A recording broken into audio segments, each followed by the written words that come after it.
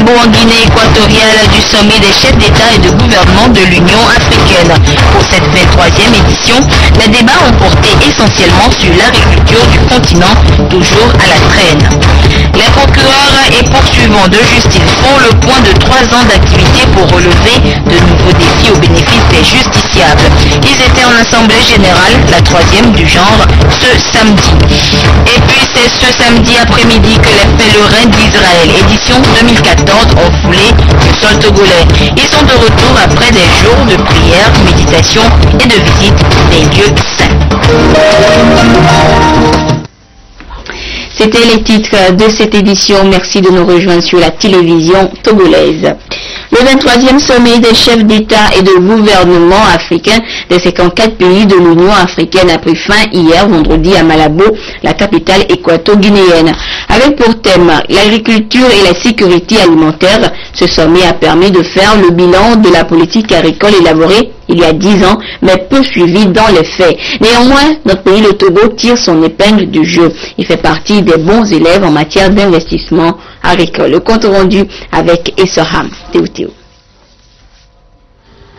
Des chargés du ministère public réunis au sein de l'ATPP, Association togolaise, des procureurs et poursuivants pour d'abord mieux défendre leurs intérêts et ensuite à travers des rencontres publiques.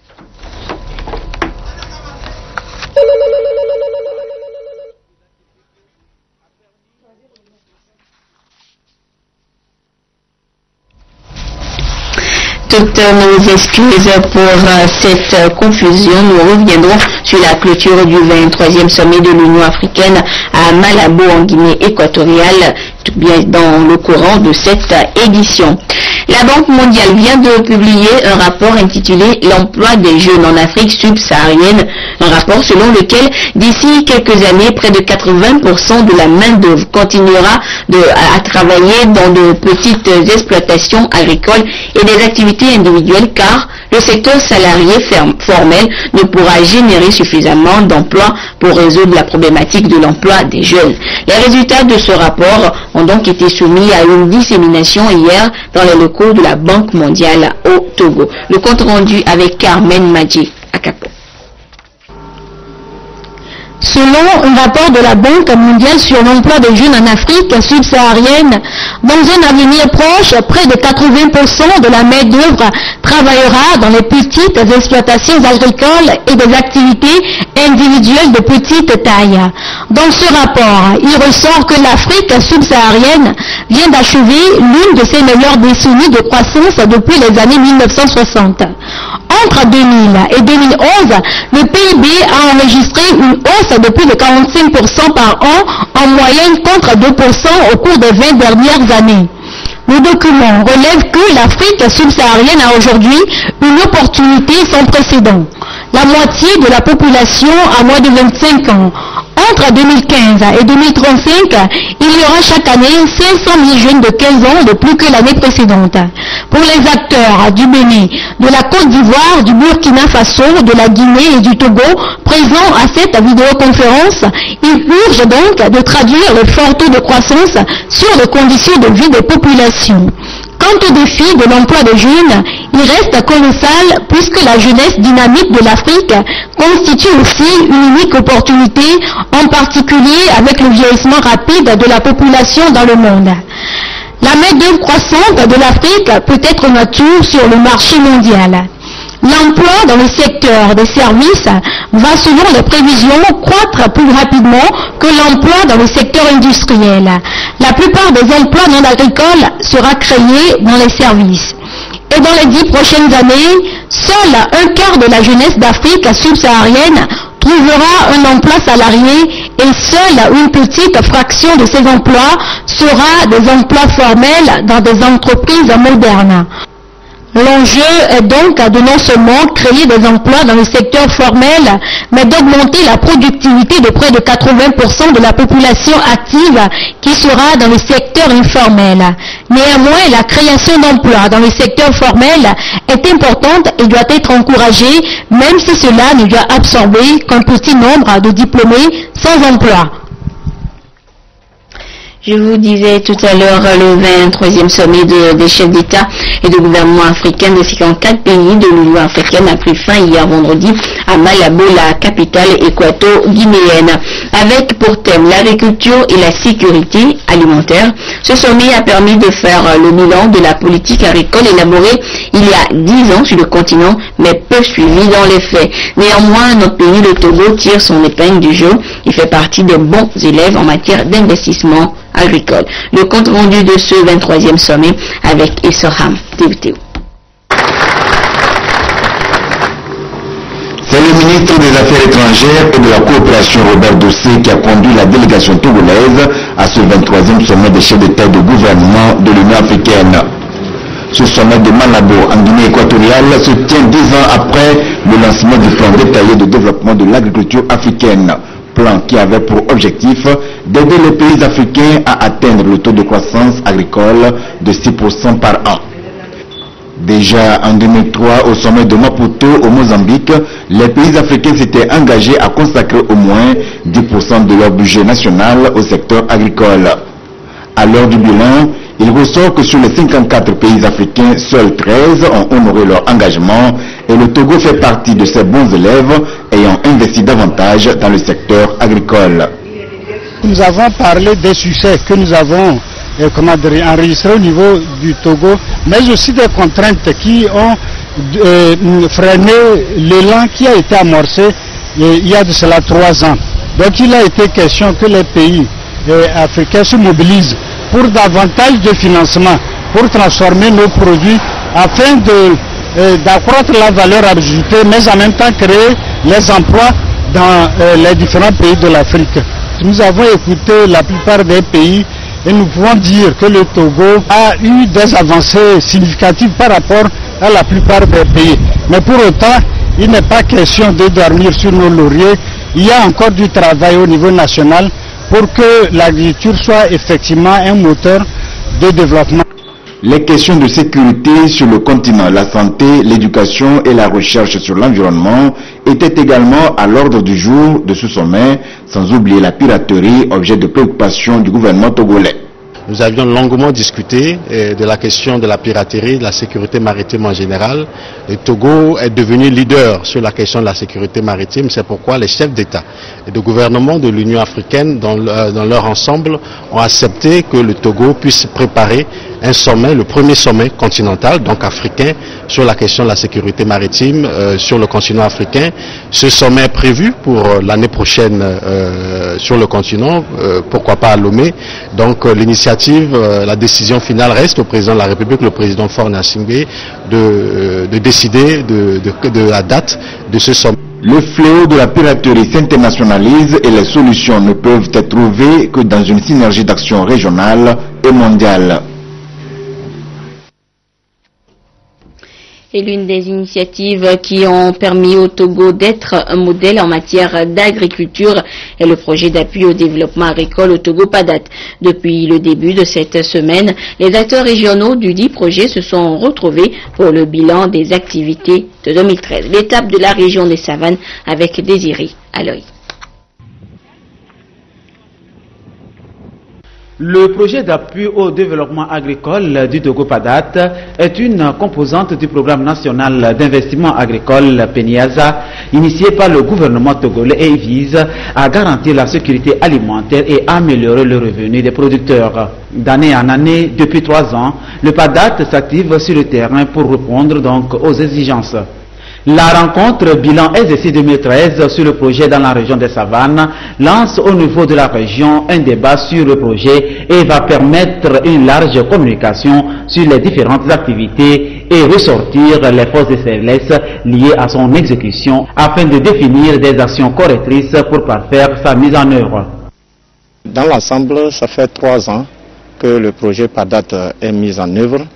Et pour notre région, les activités exécutées sont satisfaisantes, notamment la mise en œuvre du Kickstart qui a consisté à donner des intrants et à appuyer, à organiser les producteurs. Ces activités se sont bien déroulées. Il y a eu une opération pilote de culture à télé qui s'est exécutée dans l'outil, qui a marché aussi. la quasi-totalité de ces activités sont exécutées, mais il reste certaines activités, notamment les aménagements de bas-fonds qui sont en cours d'études et qui seront réalisés les années à venir. Ainsi, les acteurs impliqués et les autorités administratives cherchent les voies et moyens efficaces pour booster davantage l'agriculture togolaise, un moyen de développement économique durable.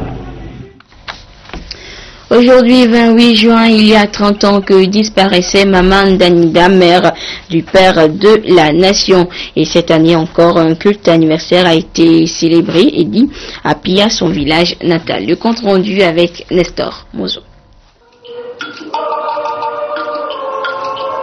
Ce matin à Pia, l'heure était au recueillement. Un culte a été célébré au temple œcuménique pour marquer le 30e anniversaire de la disparition de Maman Danida, celle qui a donné naissance au père de la nation togolaise, feu président de la République Gnassingbé Eyadema. Chaque année, un hommage est rendu à cette femme qui a su éduquer sa famille. Une famille qui continue par rendre service au peuple togolais. La prédication du jour a été tirée du livre des Actes, chapitre 2, versets 2 à 9. Ce passage de la Bible évoque la Pentecôte, l'Esprit Saint. Selon la prédicatrice, Maman Danida dans sa vie était habitée par le Saint-Esprit. L'Esprit de la Pentecôte, l'Esprit Saint, donne la force de réunir, d'unir, de bâtir, de comprendre, de communiquer, de partager, de communier, d'entendre, de dialoguer, de rassurer, d'accepter, d'actionner et de louer Dieu pour toutes ces merveilles. L'Esprit Saint qui a inspiré notre maman Danida dans sa vocation de femme qui a pu rassembler, nous interpelle tous, hommes et femmes, à ouvrir nos cœurs pour la paix de Dieu dans le monde. La prédication a été suivie de la prière d'intercession. Nous te prions, Seigneur, Maître de toute vie sur terre, de donner encore à la nation togolaise des mères qui, à l'image de Maman Danida, auront des enfants dignes, valeureux et courageux, comme ce que tu as accordé à la mère de la nation. Nous te prions pour la grande famille Gnassingbé. Merci pour la vie du chef de l'État, issu de cette famille noble et distinguée. Merci de nous avoir accordé la paix, la sécurité et la prospérité. C'est une grâce que tu nous fais pendant que d'autres nations, proches ou lointaines, vivent un véritable cauchemar. Plusieurs chorales et groupes de fanfares ont animé ce culte du 30e anniversaire du rappel à Dieu de Maman Danida.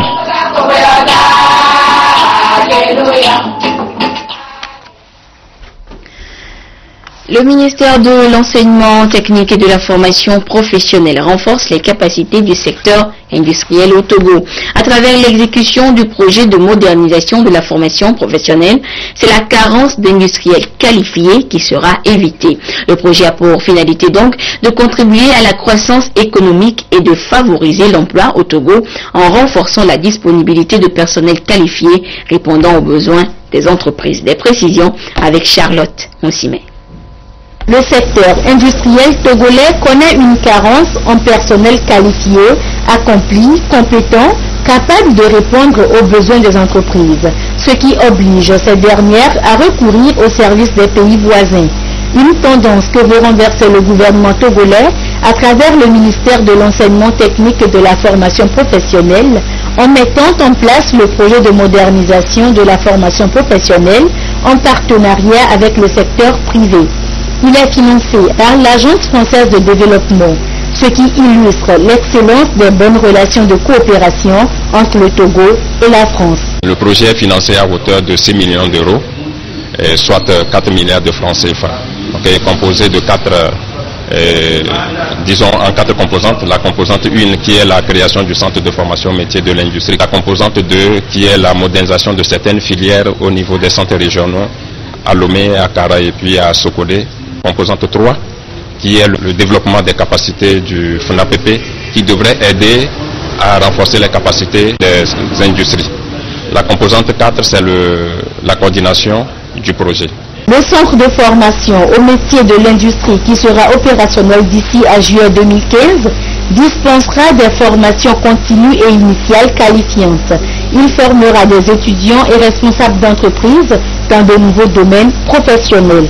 Parmi les sessions de formation, il y aura une session qui s'occupera de l'électromécanique. Il y a d'autres sections, par exemple le froid. Dans nos industries, on n'a pas de technicien réel qui s'occupe du froid. On aura la soudure. Il y a une méthode aujourd'hui qui fait la soudure d'une façon améliorée, mieux que ce que nous connaissons sur la place. Donc tous ces éléments feront objet de formation. Le secteur industriel participe à l'essor de l'économie togolaise à hauteur de 45%. La finalité de ce projet est donc de contribuer à cette croissance économique, de favoriser l'emploi des jeunes et de mettre à la disposition des entreprises un personnel industriel qualifié. Et puis l'amélioration de la compétitivité d'une entreprise passe non seulement par des aspects comme le bon système de marketing, mais aussi par la bonne gestion de l'énergie. L'efficacité énergétique, la thématique a fait l'objet de formations d'une quarantaine d'opérateurs économiques cette semaine. Et durant 2 semaines, ils ont été outillés sur les bonnes pratiques pour éviter le gaspillage et réduire au maximum les coûts de production liés à l'énergie. C'est ce samedi que s'est tenue la 3e assemblée générale de l'association togolaise des procureurs et poursuivants AT2P. Occasion pour les membres de mesurer le chemin parcouru pour relever de nouveaux défis. Des précisions avec Edem Soussou. Des chargés du ministère public réunis au sein de l'ATPP, Association togolaise des procureurs et poursuivants, pour d'abord mieux défendre leurs intérêts et ensuite, à travers des rencontres périodiques, améliorer leurs prestations. Cette 3e assemblée générale élective de l'ATPP a permis aux membres présents de renouveler le mandat de Ataran Dakena pour une seconde et dernière fois. Il nourrit visiblement beaucoup d'ambition pour la jeune association. Ce que nous pouvons faire, c'est d'organiser des séances, des séminaires de formation à l'intention de nos membres et également lutter pour la sécurité de nos collègues. Et les conditions de travail ont été allégées par l'acte du gouvernement qui a pensé à renouveler, à valoriser le traitement de l'ensemble des magistrats du Togo. Donc, notre mission est d'aider nos collègues procureurs à s'insérer dans cette dynamique pour éviter la corruption et les suspicions dont nous faisons l'objet. Pour une magistrature forte et une justice équitable au Togo, les membres de l'association togolaise des procureurs et poursuivants ont introduit une demande d'adhésion à l'AIPPF, Association internationale des procureurs et poursuivants francophones, et à l'AIPP, Association internationale des procureurs et poursuivants. Justice toujours, l'ONG Handicap International a lancé officiellement pour le compte de la prison civile de Daparan le projet Quartier d'avenir, un projet qui aidera les personnes en conflit avec la loi de se réinsérer facilement après la vie carcérale. Des précisions avec Désiré Aloy. D'ici à fin 2016, le Handicap International s'engage à œuvrer aux côtés du gouvernement togolais pour l'appuyer dans son programme de modernisation de la justice. À travers le projet Quartier d'avenir, cette ONG de solidarité internationale qui soutient les populations vulnérables veut une véritable collaboration entre le ministère de la Justice et les organisations de la société civile au Togo pour améliorer davantage les conditions de détention et de réinsertion socio-professionnelle post-carcérale. Ce projet a pensé apporter sa contribution à l'humanisation des conditions de détention dans les prisons du Togo. Avant la sortie, les personnes détenues seront accompagnées au niveau, d'abord à l'intérieur de la prison, pour l'identification des projets de vie, soit par une formation professionnelle ou l'identification d'une activité génératrice de revenus, qu'ils vont conduire et seront accompagnés dans la réalisation de ce projet une fois sortis de la prison. Ce qui va leur permettre de s'insérer professionnellement et socialement. Soutenu par l'Union européenne, l'Union chrétienne de jeunes gens et la Fédération togolaise des associations de personnes handicapées, le projet Quartier d'avenir s'attellera donc durant 3 ans à protéger les personnes en conflit avec la loi en améliorant au quotidien les besoins de base et l'accès aux services d'accompagnement psychosociaux ainsi que leurs droits, en somme pour faciliter leur insertion. Politique à présent, les cadres du parti UNIR du canton Adétikopé à Lomé étaient face à la population de la dite localité ce samedi. Au cœur des échanges, la sensibilisation sur la non-violence, la contribution du militant au développement du pays et surtout les avantages et les conditions pour bénéficier du produit du FNFI. Rachel Aokou. Les responsables et cadres du parti UNIR d'Adétikopé aux côtés de leur population de base pour leur dire merci pour la confiance accordée au parti au cours des élections législatives dernières. Une occasion de sensibilisation sur les valeurs citoyennes, l'apaisement, la politique de bonne gouvernance prônée par le chef de l'État et surtout le bien fondé du FNFI, Fonds national de finances inclusives. Il était également question de les rassurer sur le programme du parti. La population fasse confiance au président de l'État en regardant ce qu'il est en train de faire. On a déjà mis une pierre pour la construction de l'hôpital. Ça va se faire dans peu de temps. Il y a beaucoup de choses que le président de la République est en train de faire. Le parti uni est devant pour le faire. C'est pourquoi je demande à la population d'avoir confiance au parti et demain on aura tout ce qu'on veut. Il était temps pour nous de parler un peu du comportement des citoyens à nos militants de base, parce qu'il faut remarquer que les gens sont toujours versés dans cet esprit de violence. Or, le président de la République l'a répété maintes et une fois, plus jamais ça au Togo. La violence, de quelle forme qu'elle soit, on doit la proscrire dans nos comportements. Tout le monde a son rôle à jouer pour le développement du pays, raison pour laquelle ces chefs de quartier et responsables de groupement ont été appelés à informer leur population sur la paix et la fraternité pour la consolidation de la démocratie au Togo.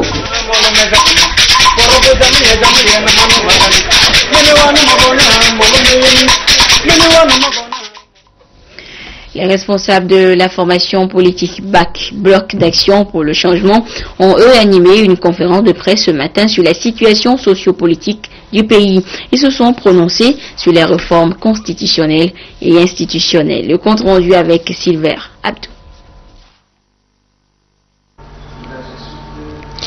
À travers sa politique engagée il y a 3 ans, le bloc d'action pour le changement BAC se veut une formation politique plus dynamique, celle d'accompagner le Togo dans sa recherche de paix, de respect mutuel et de promotion de l'état de droit. Seule voie qui, selon les responsables du BAC, peut conduire le Togo à un développement humain durable.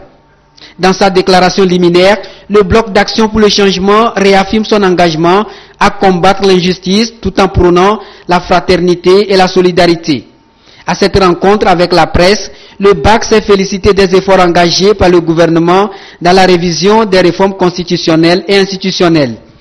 Nous sommes dans une joie immense. Nous sommes dans une émotion. Car Dieu est en action au Togo. Il y a un nouveau projet de loi qui est introduit à l'Assemblée nationale portant révision constitutionnelle et institutionnelle. Il est de notre devoir en tant qu'acteurs politiques de nous poser la question de savoir quel esprit est caché derrière ce nouveau projet de loi. Nous, au bloc d'action pour le changement, nous avions su que c'est un bon esprit qui est caché derrière ce nouveau projet de loi. Pour les responsables du BAC, bloc d'action pour le changement, il faut donc mettre Dieu le Créateur au cœur de toute action. Il en appelle à l'éveil des consciences pour plus d'attachement à la chose divine en tout temps et en tout lieu pour un Togo plus uni et plus tourné vers le développement socio-économique. Au Soudan du Sud, le conflit entre les pro-Riek Machar et Salva Kiir fait toujours des victimes et parmi celles-ci, on dénonce celles qui subissent des violences sexuelles. Le viol des femmes est la nouvelle arme de guerre contre laquelle les organisations humanitaires tentent de lutter. Ils sont 100 000 à vivre dans les camps des Nations Unies. Les villages ne sont plus sûrs au Soudan du Sud. Les hommes du président Salva Kiir et ceux de son opposant Riek Machar s'affrontent et s'attaquent aux civils, particulièrement aux femmes. Si vous ne restez pas dans un groupe de femmes et que vous sortez seul, ça peut être dangereux. Vous pouvez être battu. Si des soldats rentrent chez vous pour piller, vous pouvez aussi être violé. Le viol est devenu une arme de guerre au Soudan du Sud. Dans les camps, les femmes bénéficient d'une sécurité toute relative, mais à l'extérieur, c'est pire. Aujourd'hui, Marie vient chercher du charbon pour faire la cuisine, son approvisionnement pour un mois. C'était vraiment risqué, vraiment, d'aller dehors chercher du bois. À l'époque où on y allait, il y a des femmes qui ne sont pas revenues et on n'a jamais retrouvé leur corps. Les hommes et les femmes étaient violés à cette époque-là. C'est l'organisation Oxfam qui a créé ce programme sur le charbon, une réponse aux rapports alarmants de l'ONU sur la vulnérabilité des femmes. On a reçu ces rapports sur les violences sexuelles qui avaient lieu en dehors des camps, quand les femmes devaient sortir chercher des choses qu'elles ne trouvaient pas à l'intérieur. Nous nous sommes dit pourquoi doivent-elles sortir? Ne peut-on pas leur fournir ce qui manque ici? Toutes les organisations humanitaires le disent, jamais elles n'ont enregistré autant de cas de violences sexuelles au Soudan du Sud. Depuis décembre, le conflit a poussé 1,5 million de personnes sur les routes. Au Togo, les pèlerins d'Israël sont de retour après un séjour de prière, de méditation et surtout de marche sur les pas du Christ en Terre Sainte. Ils sont arrivés cet après-midi à l'aéroport général Nyazimbe et Adema. Nous y reviendrons plus en détail dans nos prochaines éditions. Madame Marie-Kathleen Adodo, elle, évoque des pèlerins du bonheur dans son nouveau recueil de poèmes. Pèlerins du bonheur met en lumière la foi en l'homme et sa bonté. Christine Pétier-Kialouté. Pèlerin du bonheur, un recueil de poèmes, 45 au total, avec pour thème principal la quête du bonheur. On y trouve des souvenirs de voyage, des réminiscences d'école, de la créativité et de l'imagination. De façon globale, Marie-Kathleen Adodo, membre sociétaire des poètes français, attire l'attention du lecteur sur l'importance à accorder à la vie de l'âme.